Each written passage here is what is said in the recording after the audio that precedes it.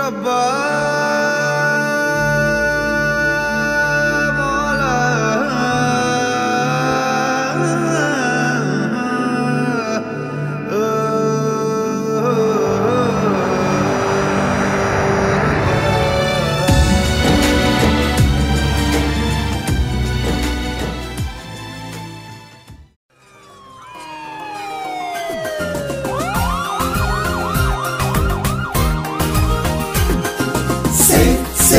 Safe drive, safe life, safe drive, safe life. সাবধানে সাবধানে সাবধান, গাড়ি ঘোড়া সবাই আস্তে চালান।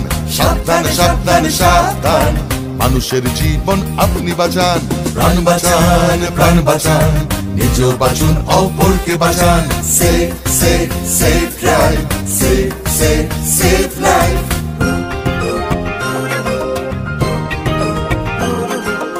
জাগো তুমি জাগো, হলুদ আলোতে গাড়ি রেডি হয়ে যান, সবুজ আলোতে গাড়ি আস্তে চালান। হলুদ আলোতে গাড়ি রেডি হয়ে যান, সবুজ আলোতে গাড়ি আস্তে চালান।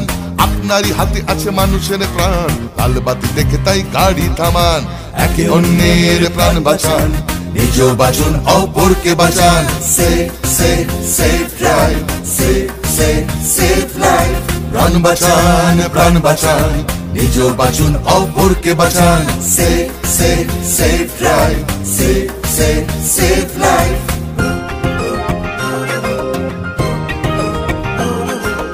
জাগো তুমি জাগো, বাইক নিয়ে কাটাকুটি খেলবেন না, সিগনালে ভেঙে গাড়ি চালাবেন না।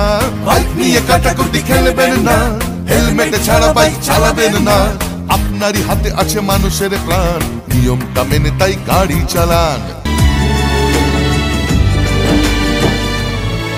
কেন আসে দিল তোকে কাছে না পাওয়ার, কেন আসে দিল তোকে চোখে হারাবার।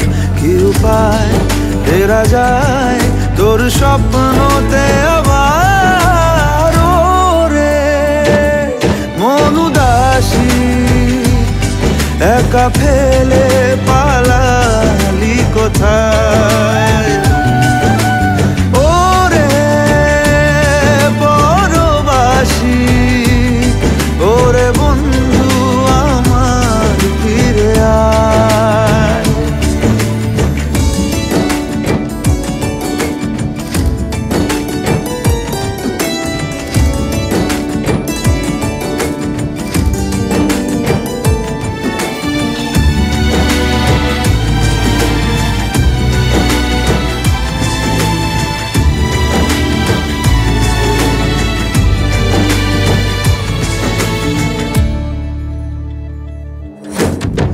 হাসিতে হাসিতে ভুল ফুরিয়েছে আজ সব, চলে গেছে ঢলে গেছে কালকের কলরব। কথা ছিল সাথে তোর বলা হলো শেষ না, খালি খালি চারিপাশ এ আমার দেশ না। কি উপায় ফেরা যায় তোর স্বপ্নতে আবার। মন উদাসী একা ফেলে পালালি কোথায়। ও রে পরবাসী, ওরে বন্ধু আমার ফিরে আয়।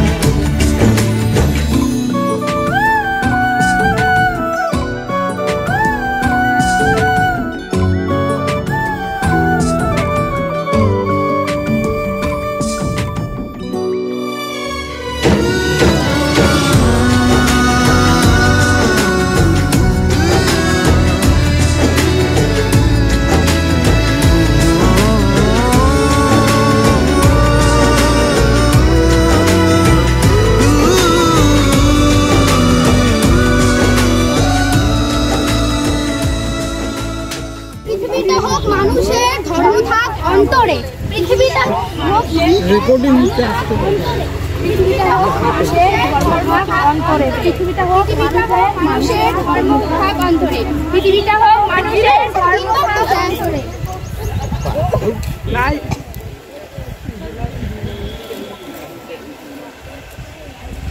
আমি এক সাপুরি, বিভিন্ন গ্রামে সাপের খেলা দেখিয়ে আমি খুব ক্লান্ত হয়ে পড়েছি, তাই আর খেলা দেখাতে পারছি না।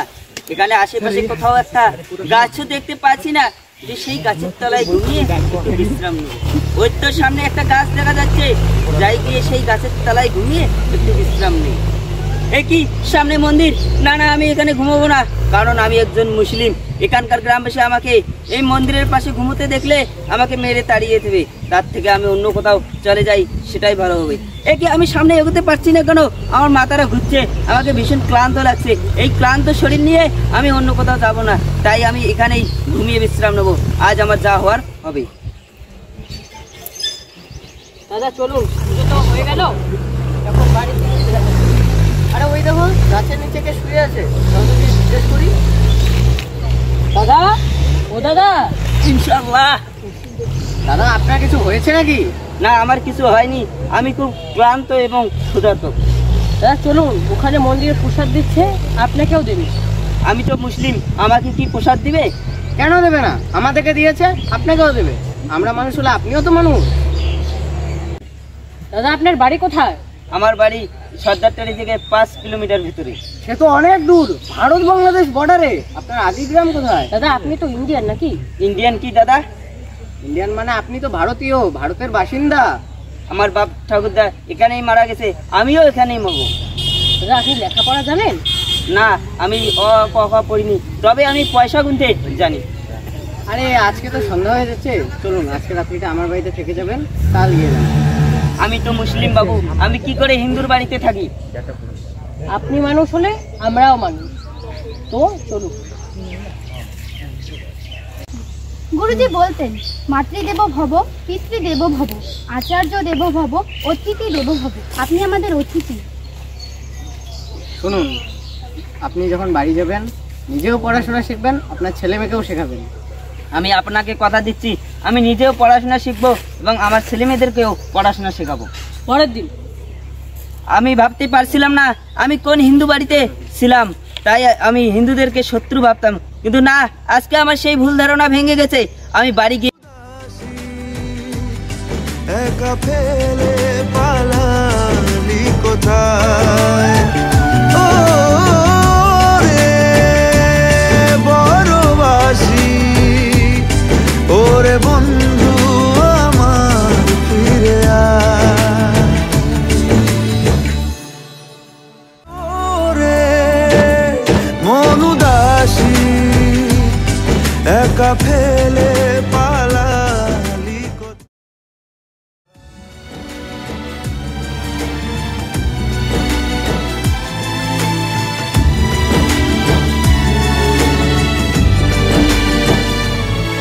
কেন আসে দিল তোকে কাছে না পাওয়ার?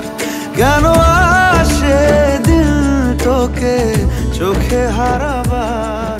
কি উপায়? ছাই হয়ে যাবে, সেটা কিন্তু ক্ষতি হবে না। কিন্তু এগুলো কি হয় দেখবেন যে আমরা এটা আমাদের জীবনের সঙ্গে এমনভাবে জড়িয়ে গেছে যে মাছ কিনতে গেছে, ওনারা দিয়ে দেবেন, দেখবেন আমরা কেউ ধুয়ে নিয়ে যত্ন করে আলমারিতে কেউ রাখি না। আমরা কী করে ফেলে দিই না? ফেলে দিই তো, আমরা প্রত্যেকে ফেলে দিই। কিন্তু এই ধরনের ক্যারি ব্যাগ কোনোভাবে কিন্তু পচে না, মাটির সাথে মিশবেও না। আবার বহু বিয়ে বাড়িতে দেখবেন যে নদীর স্রোতের সাথে মলমূত্র আবর্জনা সবই ভেসে চলে, কিন্তু স্রোতের বিপরীতে চলার নামে জীবন। শিক্ষক জীবন বসাক এমনই একজন শিক্ষক যিনি আর সবার মতন নয়, যার ভাবনা সমাজের পিছিয়ে পড়া ছাত্রদের নিয়ে। মাথাভাঙ্গা মহকুমার জোরপাটকি উচ্চ বিদ্যালয়ের সহ শিক্ষক তথা জাতীয় সেবা প্রকল্প ইউনিটের প্রোগ্রাম অফিসার জীবন বসাক ইতিমধ্যেই একাধিকবার সংবাদ শিরোনামে এসেছেন তার কর্মকাণ্ডের জন্য। মূলত বিদ্যালয়ের পিছিয়ে পড়া ছাত্রছাত্রীদের বেছে নিয়ে সাপ্তাহিক ছুটির দিনে তাদের অঙ্ক এবং ইংরেজির আলাদা প্রশিক্ষণ দিচ্ছেন বিনা পারিশ্রমিকে। তার এই কর্মসূচির নাম চলো পড়তে শিখি। 2022 সালের জুলাই মাস থেকে প্রতি রবিবার ছুটির দিনে নিজের স্কুলেই তিনি শুরু করেন এই কর্মসূচি, যা ইতিমধ্যেই ব্যাপক সাড়া ফেলে দিয়েছে। জীবনবাবু বলেন, এই বিশেষ ক্লাসের উদ্দেশ্যই হলো পিছিয়ে পড়া ছেলেমেয়েরা যাতে নিজের নাম লিখতে পারে, নিজের ক্লাসে অন্যদের সঙ্গে খুব সহজে মানিয়ে চলতে পারে। এই সমস্ত ছেলেমেয়েদের যদি সাহায্য করা না হয় তাহলে তারা একসময় পড়াশোনার আগ্রহ হারিয়ে ফেলবে এবং মাঝপথেই পড়াশোনা ছেড়ে দেবে। প্রাথমিক অবস্থায় 30 জনের মতন ছাত্রছাত্রী নিয়ে এই অবৈতনিক পাঠশালা শুরু করলেও বর্তমানে সেই সংখ্যা গিয়ে দাঁড়িয়েছে 50-এর কাছাকাছি। একার পক্ষে এদের সকলকে শেখানো সমস্যাজনক হওয়ায় তার বিদ্যালয়ের জাতীয় সেবা প্রকল্পের স্বেচ্ছাসেবকদের এই কাজে নিযুক্ত করেন। আজকে রবিবার হওয়া সত্ত্বেও আপনাকে এই বিদ্যালয় চত্বরে কি উদ্দেশ্যে আপনি এখানে এসেছেন? এই এলাকার বহু সংখ্যক ছেলেমেয়েরা উঁচু ক্লাসে পড়ে অথচ ভালো করে নাম লিখতে পারে না, 2-এর ঘর নামতা 3-এর ঘর নামতা পারে না। এদেরকে শেখানোর উদ্দেশ্যেই আমি এসেছি এবং আমার এনএসএস ইউনিট এই ছেলেমেয়েরা এসে বাচ্চাদেরকে শেখাচ্ছে। আমি এই ব্ল্যাকবোর্ডে ওদেরকে বোঝাই, আর যেহেতু এরা ভালো করে এবিসিডি পারে না, ভালো করে নামতা পারে না, অনেক সময় এরা দেখে দেখে ভুল লেখে, যাতে দেখে ভুল না লিখতে পারে এই কারণে যাতে সঠিক লেখে চেক করে এই এনএসএস ইউনিটের ছেলেমেয়েরা।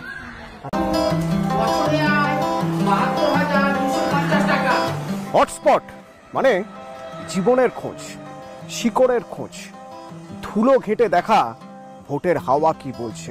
তো জীবনের খোঁজ করতে এসে আর এক জীবনের সন্ধান পেলাম, যার সঙ্গে আপনাদের আলাপ না করালে অপরাধ হবে। জীবন বসাক। এই যে জোরপাটকি হাই স্কুল, এই হাই স্কুলে পড়ান, তার জন্য বেতন পান। তবে বেতনটা বড় কথা নয়, পড়ানোটা বড় কথা।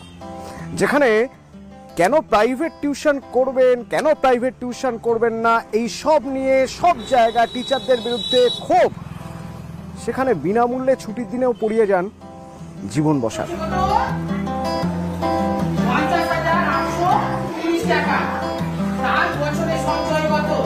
আপনার কখনো মনে হয় না আপনি যে মাইনেটা পান সেটা তো একটু বেশি হয়ে যেতে পারে আপনি যদি টিউশন করে টাকা মানে একটা টাকা পান প্রাইভেট টিউশন করে? দেখেন যে ওই একটা তৃপ্তির একটা ব্যাপার থাকে না, মানে এখানে বাচ্চাদের এসে পড়াতে আমার ভালো লাগে। এই জীবন বসাক তিনি পেশায় একজন শিক্ষক, কিন্তু তার ছুটির দিনেও ছুটি নেই। স্কুল চলছে, জীবন বসাক পড়াচ্ছেন। তার লক্ষ্য পড়ুয়াদের উন্নতি। প্রতি রবিবার ক্লাস হয় মাথাভাঙার জোরপাটকি হাই স্কুলে জীবন বসাকের দৌলতে। দেখুন,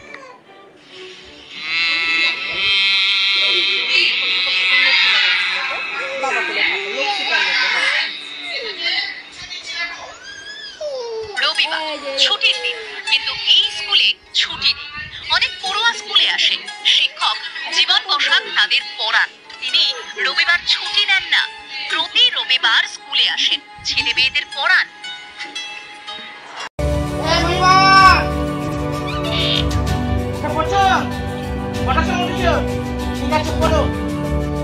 শিক্ষকের ডাকে রোজ ভোরে ঘুম ভাঙে ছাত্রছাত্রীদের। বন্ধ স্কুল, তবুও নিজের দায়িত্ব থেকে সরে যাননি শিক্ষক জীবন বসাক।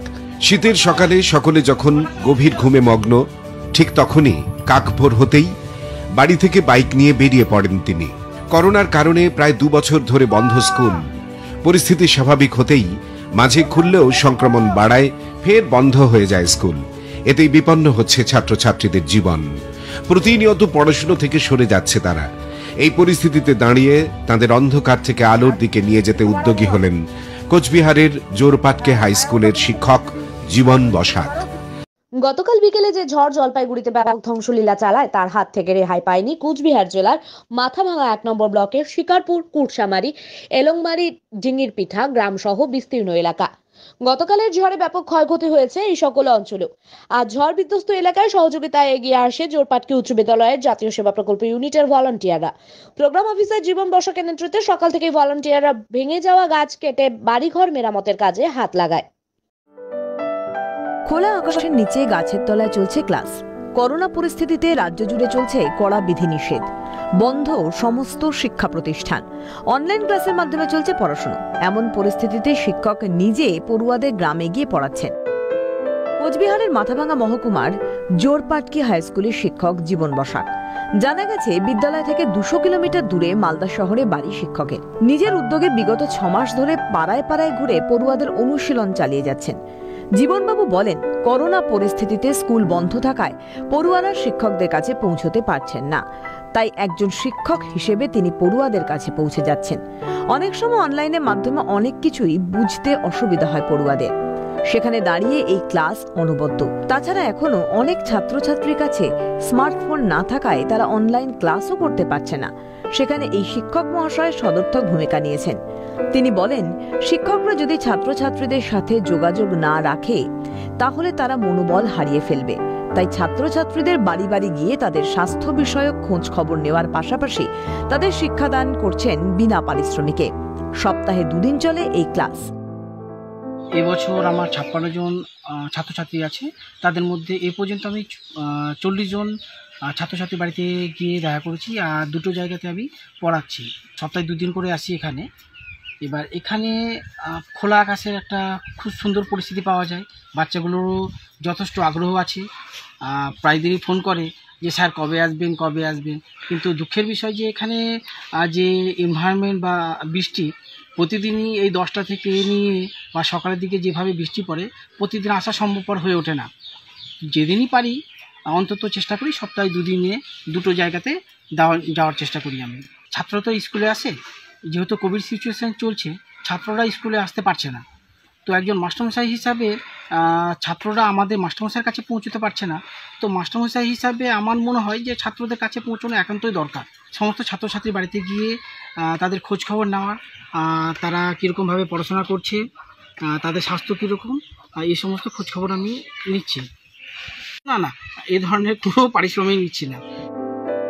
শিক্ষকের এই উদ্যোগকে সাদরে গ্রহণ করেছেন অভিভাবকরা।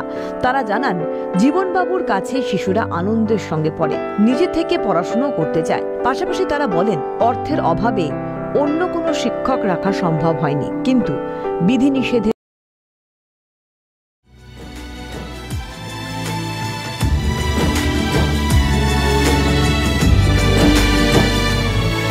কেন আসে দিল তোকে কাছে না পাওয়ার, কেন আসে দিল তোকে চোখে হারাবার, কি উপায় ফেরা যায় তোর স্বপ্নতে আবার। ওরে মন উদাসী একা ফেলে